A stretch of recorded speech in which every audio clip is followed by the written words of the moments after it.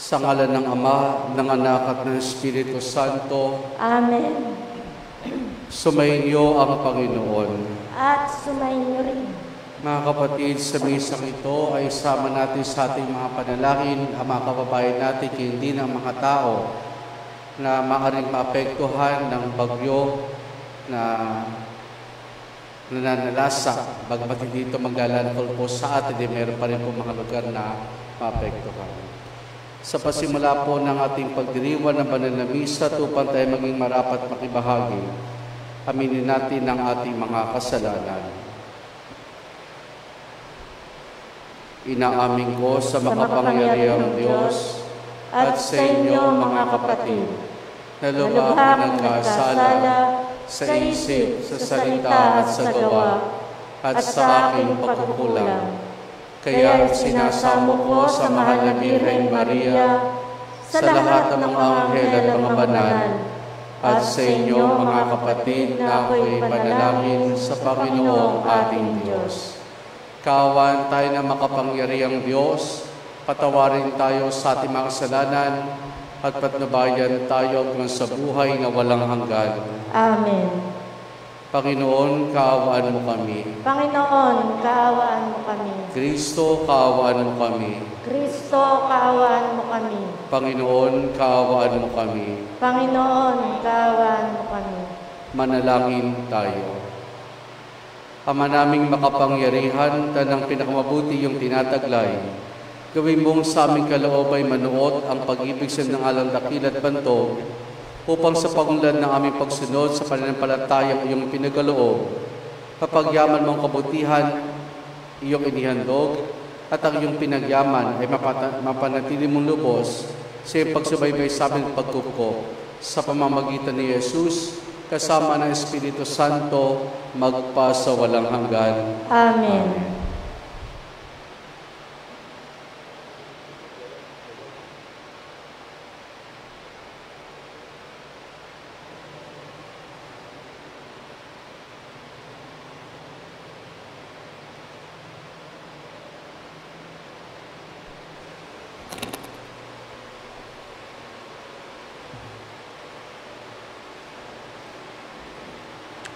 Ang salita ng Diyos mula sa unang sulat ni Apostol San Pablo sa mga taga-Korinto. Mga kapatid, kami mga lingkod ni Kristo at katiwala na mga hiwaga ng Diyos. Ganyan ang dapat na maging palagay ninyo sa amin. Ang katiwala'y kailangang maging tapat sa kanyang Panginoon. Walang anuman sa akin ang ako'y hatulan ninyo o ng alinmang hukuman ng tao. Ni ako may di humahatol sa aking sarili. Walang bumabagabag sa aking budhi. Ngunit, hindi nangangahulugang ako'y walang kasalanan. Ang Panginoon ang humahatol sa akin. Kaya't huwag kayong humatol nang wala sa panahon. Maghintay tayo sa pagdating ng Panginoon.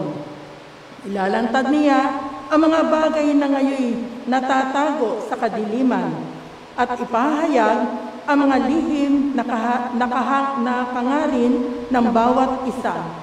Sa panahong iyon, bawat isa'y tatanggap ng papuring na uukol sa Kanya mula sa Diyos. Ang salita ng Diyos. Salamat sa Diyos. Nasa Diyos ang kaligtasan ng mga matuwid na banal. Nasa Diyos ang kaligtasan ng mga matuwid at banal. Umasa ka sa Diyos ang mabuti gawin at mananahan kang kaligtas sa lupain. Sa Diyos mo hanapin ang kaligayahan at ang pangarap mo'y iyong makakamtan. Nasa Diyos ang kaligtasan ng mga matuwid at banal.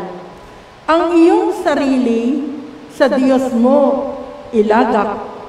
Pag nagtiwala kay tutulungang ganap, ang kabutihan mo ay magliliwanag, katulad ng araw kung tanghaling tapat.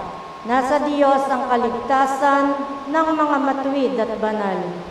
Ang mabuti gawin, masamay itakwil, at manahan kang lagi sa lupain, pagkat yaong bayang wasto ang gawain, ay mahal ng puon, hindi itatakwil. Sila'y iingatan, magpakailanman, ngunit ang masama ay ihihiwalay. Nasa Diyos ang kaligtasan ng mga matuwid at banal. Ililigtas ng Diyos ang mga matuwid. Iingatan sila pag naliligalig. Ililigtas sila at kanyang tutulungan. Laban sa masama, ipagsasanggalang, sapagkat sa poon, nangungubling tunay. Nasa Diyos ang kaligtasan ng mga matuwid at banal.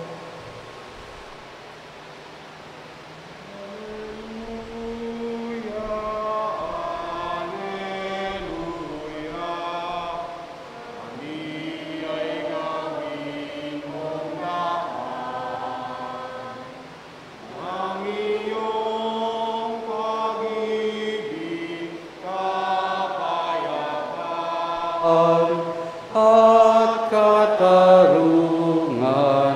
Alleluia. Sumainyo ang Panginoon. At sumainyo rin. Ang mabuting balita ng Panginoon ayon kay San Lucas. Papuri sa iyo, Panginoon.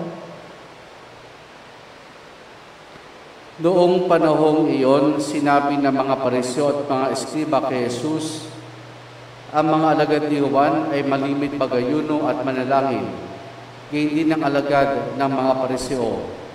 Ngunit ang mga alagad mo'y patuloy ng pagkain at pag-inom. Sumagot si Jesus, pag-aayunuhin ba ninyo ang mga panauhin sa kasalan, samantalang kasama pa nilang ang lalaking kinasal?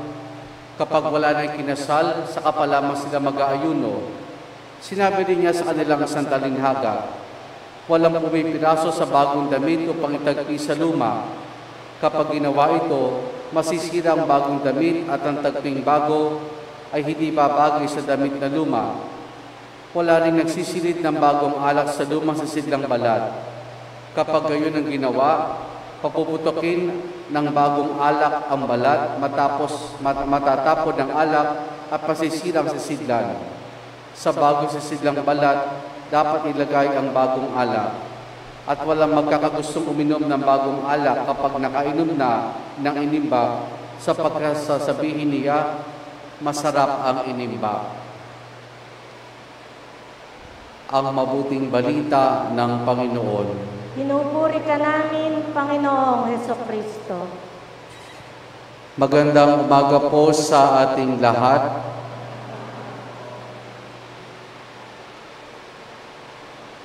May mga kasabihan ang mga tao na halimbawa, once a thief will always be a thief. Ang isang magnanakaw daw ay mananatiling magnanakaw. Parang ang isang chismosa, kailanman ay magiging chismosa lamang iyan. Pero sa ating mga Kristiyano, bagamat marami sa atin ay Kristiyano, hindi tayo naniniwala sa ganyan. Bakit? Dahil alam natin, kaya nating magbago. Dahil alam natin, kaya nating magbago. At ito mga kapatid, ang siyang naisip ay wating at ipaalala sa atin ng ating Panginoon sa araw na ito.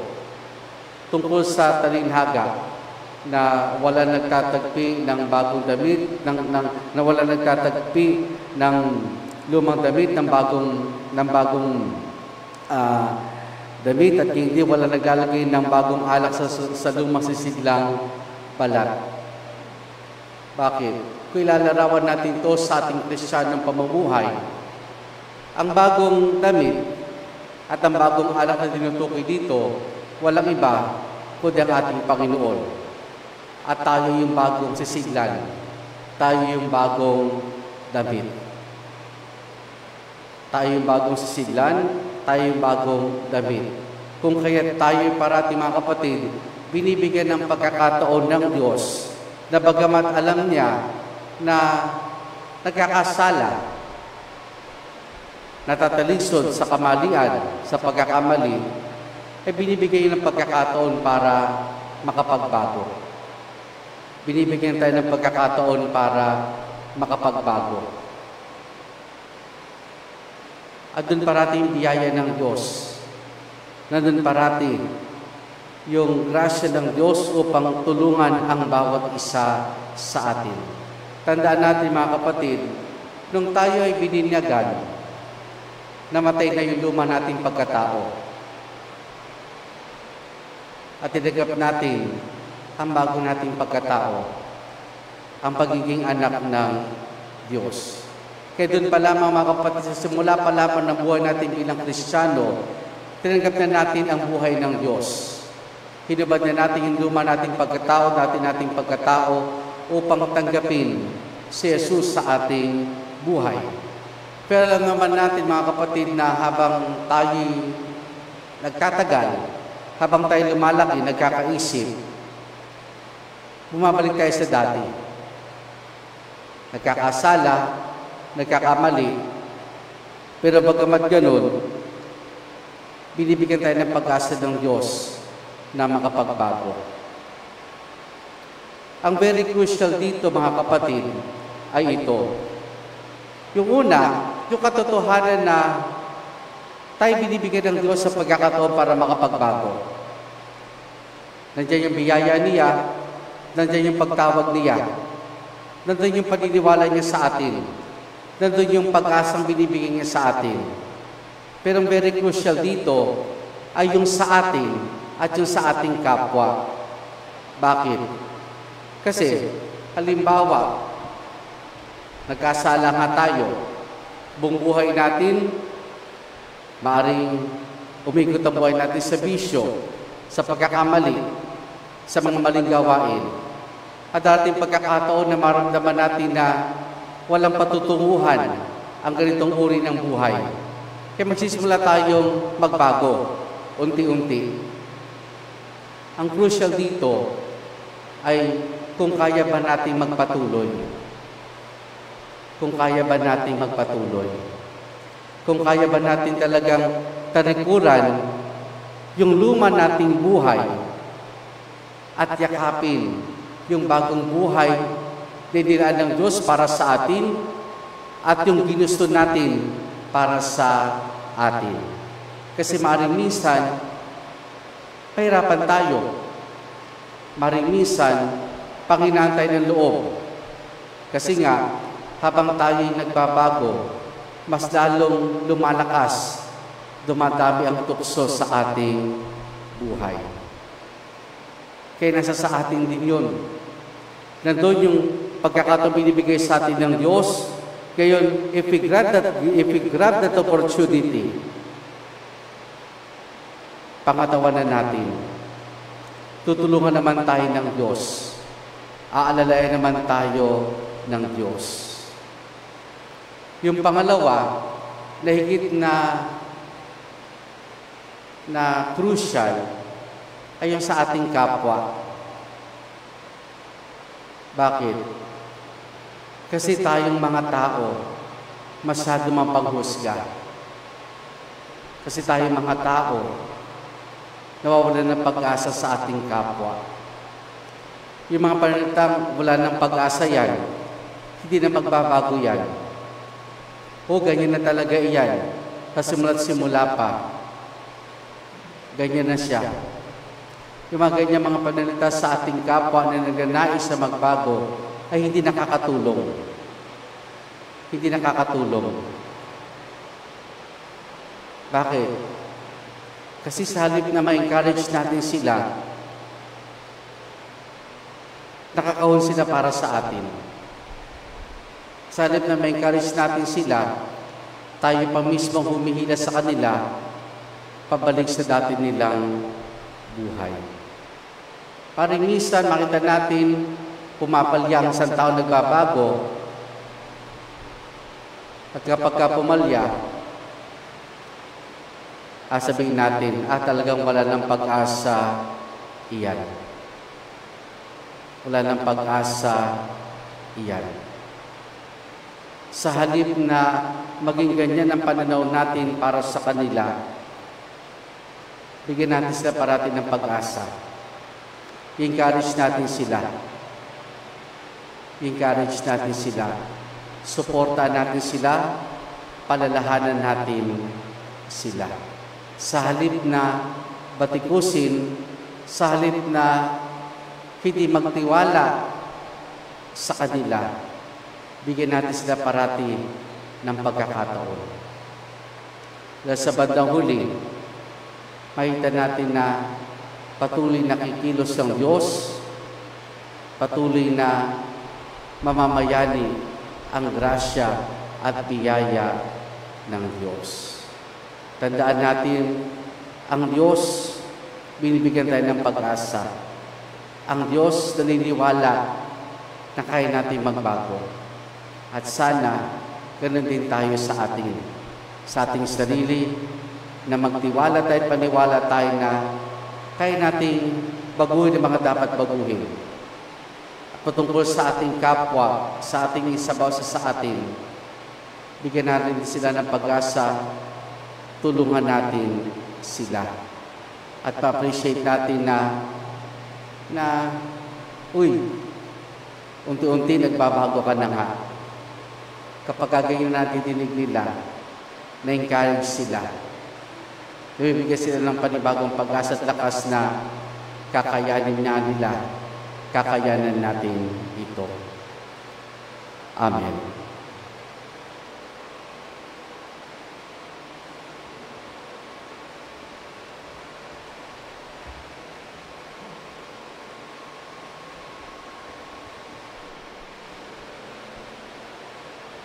Manalangin tayo sa amang Diyos upang ilapit niya tayo sa kahalagahan ng Ebanghelyo para panabaguhin ang simbahan at ang daigdig. Ating itutugon, panibaguhin mo kami, O Panginoon. Panibaguhin mo kami, O Panginoon.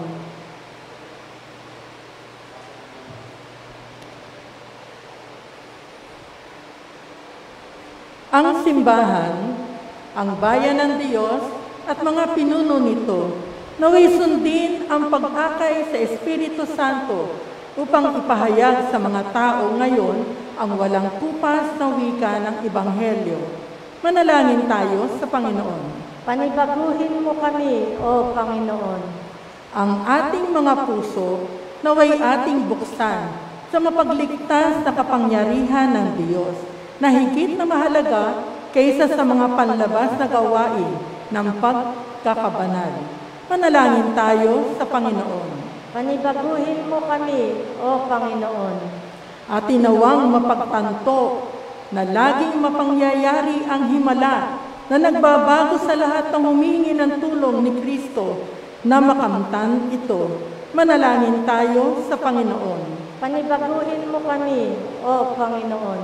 Sa mga may sakit, naway maging daan tayo na mapagpapagaling na kamay na pagmamalasakit ni Kristo sa pamagitan ng pagbibigay natin ng pagmamahal at kalinga sa kanila. Manalangin tayo sa Panginoon. Panibaguhin mo kami, O Panginoon.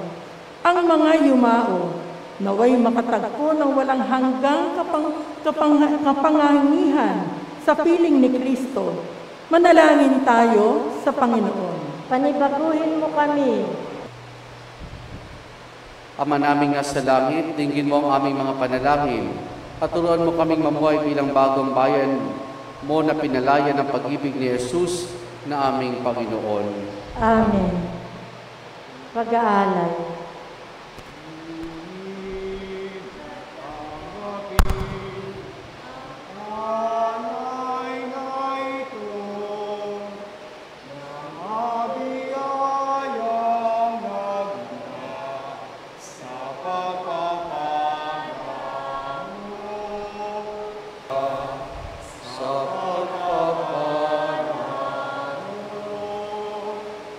Tanda ng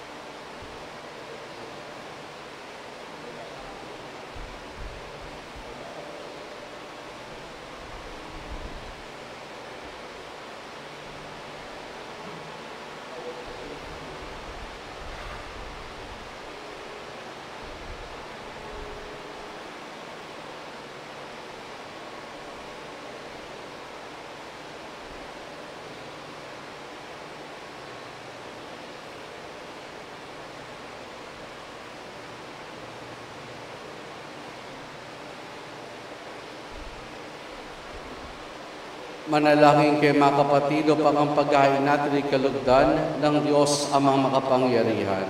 Tanggapin nawa ng Panginoon itong paghahain sa iyong mga kamay, sa kapurihan niya at karangalan sa ating kapakinabangan at sa buong sambayanan niyang banal. Ama naming lumikha, ang banal na paghahain ay lagi nawa magdulot ng iyong pagkabasbasa sa aming tumutubos, upang ginaganap mo sa aming pagdiriwang ay maging lubos sa pagkakaloob ng iyong pagabahal sa pamamagitan ni Jesus kasama ng Espiritu Santo magpasawalang hanggan. Amen. Sumayin niyo ang Panginoon. At sumayin niyo rin. Taas sa Diyos sa inyong puso at diwa. Itinaas na namin sa Panginoon. Pasalamatan natin ang Panginoong ating Diyos. Marapat na siya ay pasalamatan. Ama naming makapangyarihan, tunay nga marapat na ikaw ay aming pasalamatan. Nasa iyong aming buhay, pagkilos at pag-iral. Sa pamumuhay namin araw-araw, tinatamasa namin yung pagmamahal. Sa pag-ibig mo pinilasa sa katauhan, ang Espiritu Santo yung unang aning bigay na anak mo naglagak sa amin ng katiyakan na kalang mabuhay kami sa piling mo kailanman. Kaya kaisa ng mga anghel, pagsisiawit ang papuri sa ng walang humpay sa kalangitan, kami nagbubunyi sa iyong kadakilaan. Santo, Santo, Santo, Panginoong Diyos na makapangyarihan, napupuno ang langit at lupa ng kalwalhatian mo. Hosana, Hosana sa kaitaasan, Hosana, Hosana sa kaitaasan, pinagpala ang naparirito sa ngalan ng Panginoon. Hosana, Hosana sa kaitaasan, Hosana, Hosana sa kaitaasan.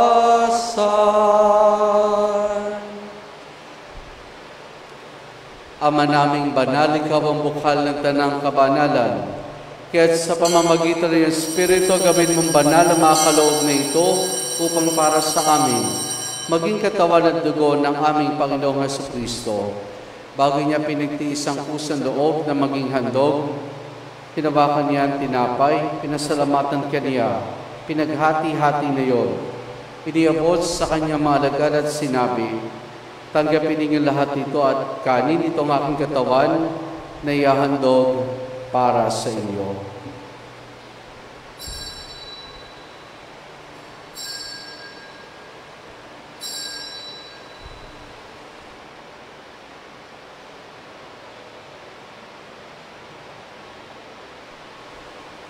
Gayun din naman ang matapos ang hapunan, hinawakan niya ang kalis. Muli kanyang pinasalamatan. Iniabot niyang kalis sa kanyang mga alagad at sinabi, tanggapin ninyo lahat ito, tinumin itong kalis ng aking dugo, ng bago't wala hanggang tipan. Ang aking dugo na ibubuhos para sa inyo, para sa lahat, sa kapagpapatawad ng mga kasalanan. Gawin ninyo ito sa pag-alaala sa akin.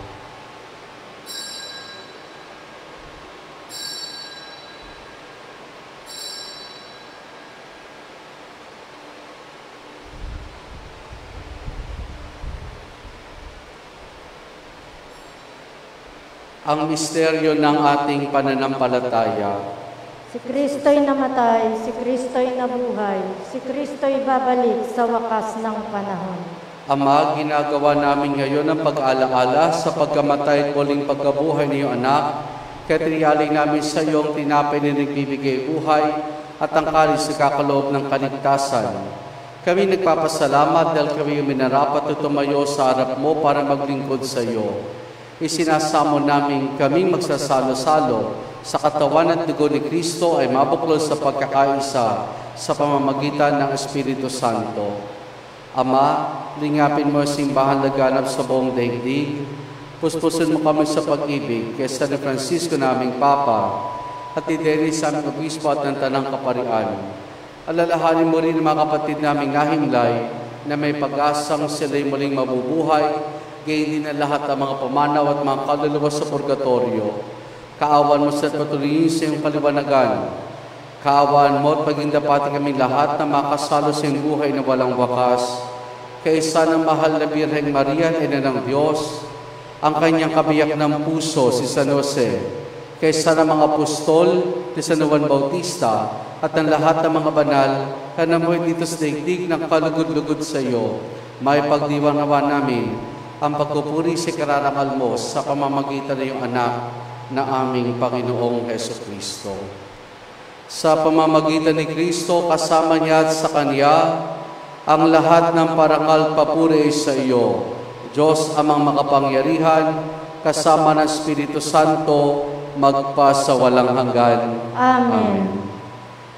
Sa tagubiling mga nakagagaling na utos sa turo ni Jesus na Panginoon natin at Diyos, ipahayag natin ang lakas loob. Ama namin sumasalangit ka, sambahin ang ngalan mo, mapasa amin ang kaharian mo, sundin ang loob mo, dito sa lupa para ng sa langit. Bigyan mo kami ngayon ng aming kakanin sa araw-araw, at patawarin mo ang aming mga sala para ng pagpapatawad namin sa nagkakasala sa amin, at huwag mo kaming ipahintulot tukso, at iadya mo kami sa lahat ng masama. Hinihiling namin kay Maria sa lahat ng masama, pagkalooban ng kapayapaan araw-araw, iligtas sa kasalanan, at ilayos lahat ng kapahamakan, samantalang aming masayang pinananabikan ang dakilang araw ng pagpapahayag ng tagapagligtas naming si Jesucristo. Sapagkat sa iyo ang kaharian at ang kapangyarihan at ang kapurihan magpakailanman. Amen. Panginoong Jesucristo, sinabi mo sa iyong mga apostol, kapayapaan ang iniwan ko sa inyong aking kapayapaan, ang ibinibigay ko sa inyo. Tunghayan mo ang aming pananampalataya at huwag ang aming mga pagkakasala. Pagkalooban mo kami ng kapayapaan at pagkakaisa ayon sa iyong kalooban, kasama ng Espiritu Santo magpa sa walang hanggan. Amen. Ang kapayapaan ng Panginoon ay lagi nawang sumainyo. At sumainyo rin. Mga kapatid, maghangad at magbahagi po tayo ng kapayapaan ni Jesus sa isa't isa. Peace be with you po.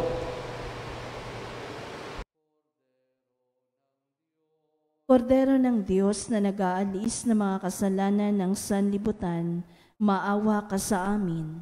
Kordero ng Diyos na nag-aalis ng mga kasalanan ng sanlibutan, maawa ka sa amin.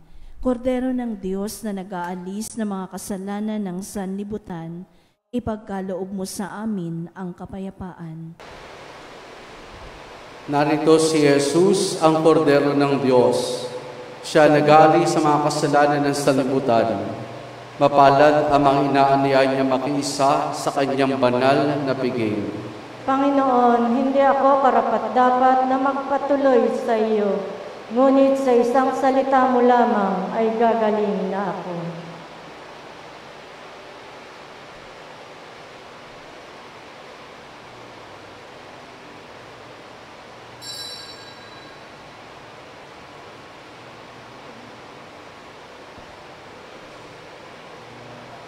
Espiritual na pagtanggap ng komunyon.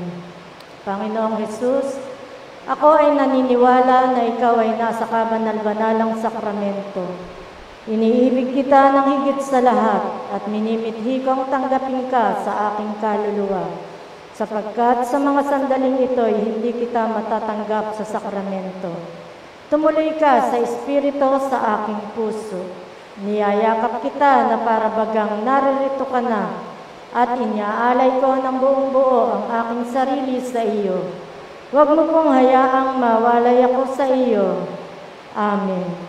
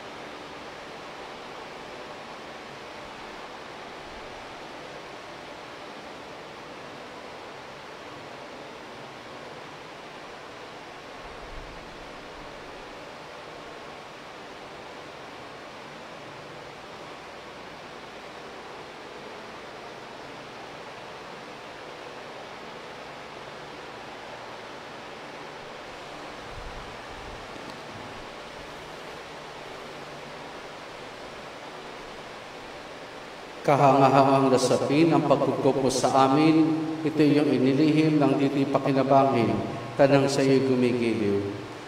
Manalangin tayo. Ama naming mapagmahal, kami nagsalo-salo sa pagkain mong bigay, humiling na lakas mo inilalaan upang kagandaang loob namin madagdagan sa paglilingkod namin sa iyong kadakilaan, na nagpapaalam sa pag-ibig namin sa kapwa-tao, sa pamamagitan ni Jesus kasama ng Espiritu Santo, magpasa walang hanggan. Amen. Sumainyo ang Panginoon. At sumainyo rin. At pagpalain tayong lahat ng mabutit mapagmahal na Diyos Ama, Anak at Espiritu Santo. Amen. Naialin na natin ang pagdiriwan ng banal na misa, kumain tayong taglayang kapayapaan at pag-ibig ng Panginoon. Salamat sa Diyos. Purihin po natin ang ating Panginoon. Salve Regina,